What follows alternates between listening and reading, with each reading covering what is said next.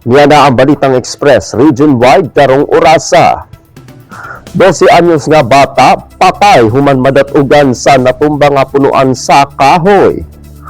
Patay ang usa ka 12 anyos nga batang lalaki human madatugan sa natumba nga punuan sa kahoy sa sitio Kawayan Lower B sa Barangay Tamugan sa Marilog District, Dakbayan sa Davao, pasado alas 11 sa buntag. Sumala sa barangay responder nga si Jeboy Gahok, igo lang nga nagpasilong sa purok ang biktimang si Angelo Lain, kauban ng iyahang usa ka tuig nga igsuon gumikan sa pag-ulan ug kusog nga hangin sa lugar. Apan wala damhang kalit na tumba ang punuan sa kahoy, paingon sa purok kun asa sila na masilong ug nadatugan ang biktima hinungdan sa iyang hinanaling kamatayon ug maayo na lang swerte nga naluwas ang manghod niini. Sa karon nagpahigayon na og dugang investigasyon ang Marilog Police Station sa maong lugar.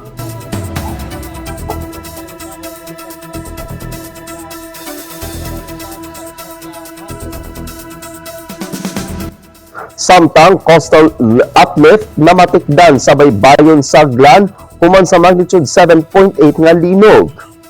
Namatikdan sa mga eksperto ang pagtaas o pag-alsa sa pipila ka bahin sa baybayon sa Banwa sa Glan, probinsya sa Sarangani, human sa magnitude 7.8 nga linog nga miigo sa dagat sa Sarangani ngadtong Hunyo 8. Sa aerial survey nga gihimo sa DOST PHIVOLCS ug Mines and Geosciences Bureau o MGB Region 12 ngadtong Hunyo 11, nakita ang gitawag nga coastal uplift ug pipila ka mga landslide sa mga apektadong lugar sa Glan sa Sarangani ug Jose Abad Santos sa Davao Occidental. Base sa obserbasyon sa mga eksperto, ang mga korales nga kaniadto na lubong sa ilawom sa dagat karon na nahayag na tungod sa pag-alsa sa pipila ka bahin sa baybayon nga resulta sa kakusog nga linog.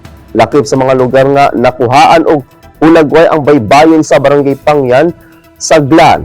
Sumala sa inisyal nga assessment, misaka og gibana-banang duha ka metro ang pipila ka bahin sa baybayong samtang miatras ang shoreline o mga 200 metros gikan sa unan niyang nahimutangan. Padayon pang gisusi sa mga otoridad ang kadag-on sa eksperto sa linog sa mga komunidad, kabaybayonan ug uban pang infrastruktura sa mga apektadong lugar.